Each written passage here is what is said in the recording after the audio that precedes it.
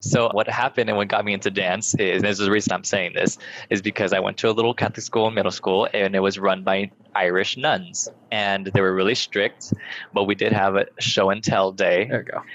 And on show and tell, we had this girl that I went to school with named Macy. And Macy, man, she was that girl. She had everything. Like, she was pretty and her family was rich. And she was just like, and this is my award for my dancing. And this is my award for hip hop. And this is my award. And every show and tell, it was like, this is my first place trophy. This is my gold medal for this. And I was just like, oh, I hate that she has everything. So one day, always that dancer that One day I decided to go break her legs. one day I broke her legs and she no longer dances. No, I'm just kidding. One day I mean, of course I love music videos. So when I was growing up, back when music videos had real dancing in it, I was always learning the choreography and I was like, yo, I can kill choreography from a damn like music video and no one's teaching me. I'm just learning myself. So I can be in Macy's stuff. So challenge accepted.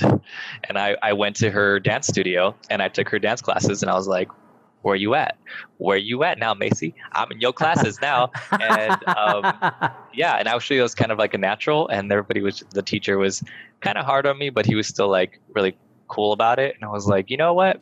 I could do this. But coming from a very strict religious Latino family, they were just like, no dancing. Dancing doesn't get you money. Why don't you do something that's going to get you money in life? So I said, no, F you.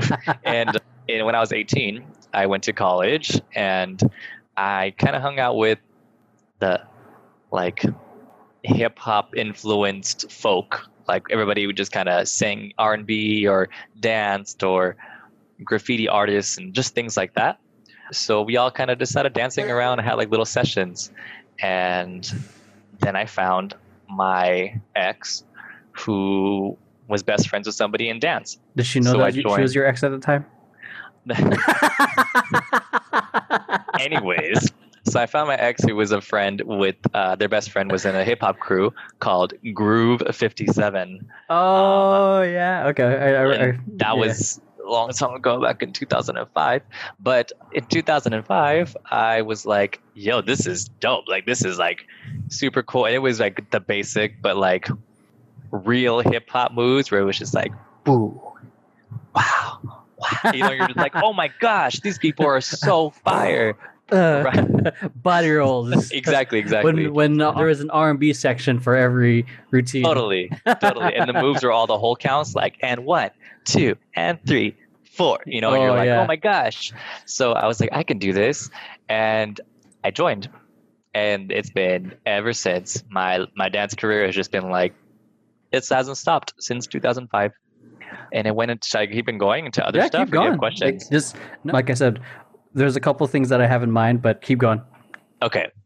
So yeah, so in Little Ontario, I was dancing in Pomona with this crew, and we were Group 57, and we were just like, yo, our name's kind of dumb. Like, why are we called Group 57? And that was the same with Family Business before it became Family Business. We're like, why did we do this? And it's just like, it was cool at the time, but the real answer is, for those of the old school people who are watching, it's because we grooved by the 57 freeway. That's it. Oh, wow. So we were called Groove 57. And I was like, yeah, that's not cool. Like, we're not cool, because we started getting bigger. So we just said, how do we change the name but keep who we are? And we just said, let's just take all the vowels and numbers out, and it became GRV. So that's how GRV became a thing. And Lord, that really launched all my dance kind of stuff. I mean, GRV is a huge, like, world traveling dance hip hop company right now. But it also gave a lot of opportunities for me to perform on so many stages and to really just kind of be one of the pioneering, kind of influencing crews in the street hip hop community, in the dance community at least. So I pursued dance professionally because I was like, you know what, I can do this. And somehow, some way, thank you, Lord have mercy, I booked one of the top agents in LA, Jim Keith. And he used to own what was called DDO, which is now, oh my gosh. Now or MTA? MTA. Else. Okay. Yeah. So who is now MTA. But yeah, I was just like, yo, I booked this. I have an agent. Like, that's crazy. So I was traveling from Ontario to LA for auditions all the time. But I know that it was like a 3 hour drive sometimes because of Yeah. traffic. But I mean, it totally pushed my career because I've seen and I've auditioned and booked like just random things. So like auditioning for people like Pussycat Dolls and who else? J Lo and Beyonce, and I mean, just to name a few. Like I've got to dance either in front of them personally or with their choreographers, like Rich and Tone and Fatima. Oh my gosh, Fatima! If you guys know who she was named one of the best choreographers of the century. Wow. Look her up. She's been around 4 decades. She's this beautiful, strong, powerful Black woman that commands attention. And I'll never forget, I was like, oh, I'm a professional dancer. And Fatima was like, no, you're not. Because she taught the piece and auditioned in 13 minutes. Wow. And I was like, what is happening? And I remember something like that. Oh. it was crazy. It was like, okay, it's going to go 1, 2, 3, 4. Okay, again, 1, 2, 3, 4, moving on. And I was like, moving on? Like, wait, what? Like, what is happening? And then after a couple 8 counts, like, okay, play the music. Groups, no, no, yes, no, no. And I was just like, whoa. And my mind was blown. And then I was like, I'm not a dancer. I'm not a dancer anymore. Like, I'm a horrible person. I remember like one of my first, like when I was going out to auditions, I remember that was one of my first, not my first, one of the crazy experiences. Like someone like taught entire like eight counts in 10 minutes. And then you're like, all right, audition time. Right. And then working with Machine when they had hit the floor. With my first day in rehearsal, I had to learn an entire maybe 8 or 10 8 counts of breaking choreo in 10 minutes. And he was like, if you can't keep up, you can't be doing this. Yeah, like, Machine. Fuck, I need to get this breaking choreo. I'm also not a B-boy. Seriously, no. Like, I mean, we worked with Machine too, and I worked with Machine on that one gig. He was no joke, man. It was like this, and this. I said it's this, and this, and you're just like, I'm stupid. Why am I so stupid? Like, you know, like it's yeah.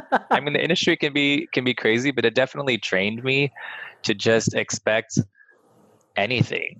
Like I've gone to auditions where typecast is a thing, and that's why I kind of had an issue with my old agency at that time because they kept on sending me to all these auditions that didn't fit me. So like when he sent me to Beyonce, I'm like, yo, Beyonce wants like buff, sexy, beautiful Black men, and I'm none of the above. So like, don't send me to this audition and like have me, you know, waiting there for hours and auditioning for hours because they're not going to choose me. Like, let's be real. Yeah. But his thing was always like, well, you know, well, you're going to get seen. You're going to get seen. You're going to get seen. And it's like, that's cool too. Yeah, there's that, but it's like almost like you could have been doing something else. Yeah, no, more applicable. Like, give me Disney stuff because I can play young. I can look young and be like, we're all in this. Yeah, get the fuck out of here. But yeah, stuff like that. And that kind of just, I don't know, it just led me from thing to thing when it comes to like professional stuff. And it changed my point of view because I started getting other gigs that weren't like music artist stuff. And I realized that you can still make money doing things that are not that. And that opened up like a whole nother category because I think the idea of people when they say, oh, are you a working dancer? That means that you have to be on tour. You have to be on movie set.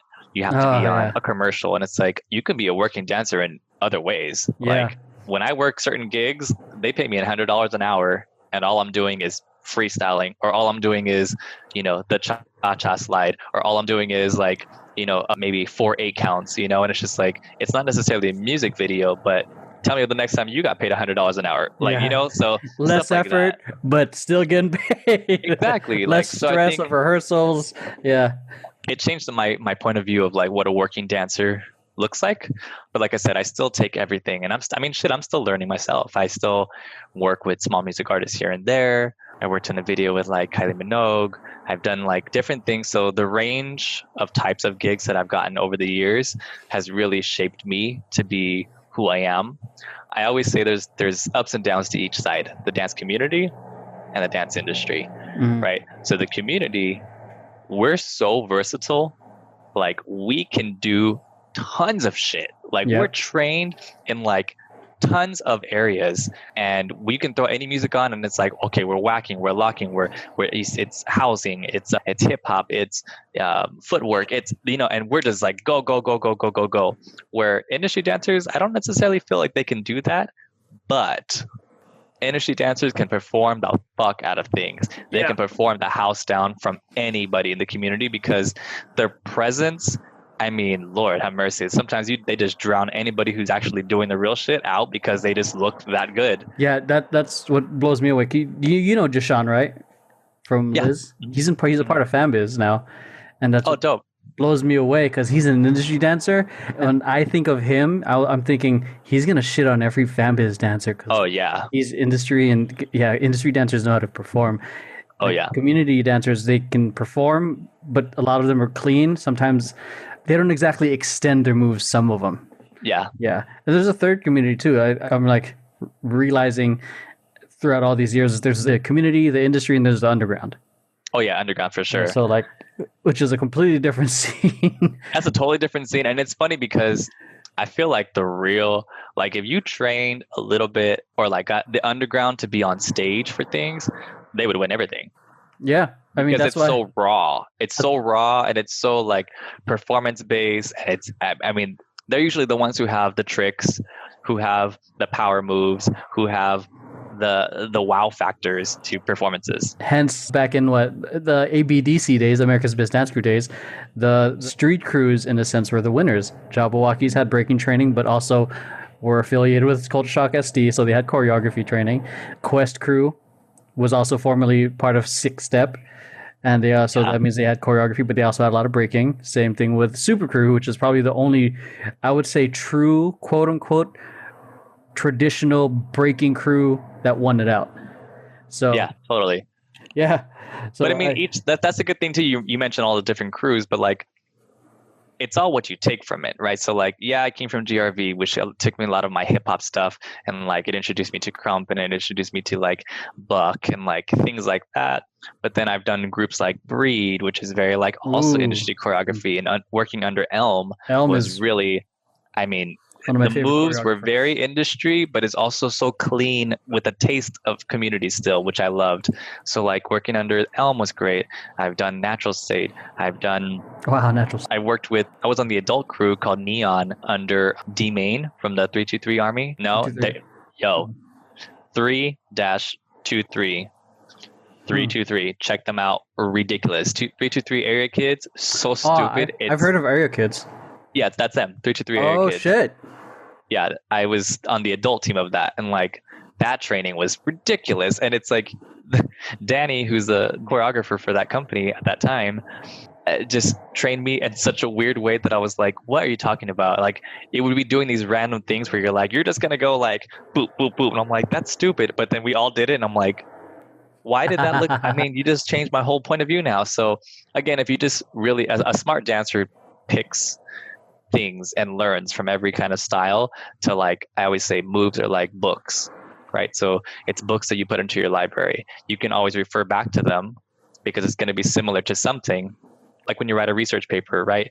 You have different references, which are those moves that you learned in the past. Yeah, like that's why sometimes you hear dancers are like, oh yeah, I learned this from XYZ teacher, or because it's I think it's also important to know the history of the movement or anything, especially since during this time acknowledging the BLM movement. That's not so acknowledging BLM, the whole term hip hop dance or urban choreography, or people knowing their history of hip hop dance or culture in general. People are really getting called out if they truly support the movement, and like, or support, like if you are a hip hop choreographer or teacher, then you should also be technically, in a sense, supporting BLM. Because it is Black culture. Yeah. So it's interesting. And I think that's one of the things that for a long time was called out from the older generation, is like, you gotta know your history. Yeah. And even more so now, it's been amplified, especially people who are making money off hip hop or hip hop culture in general.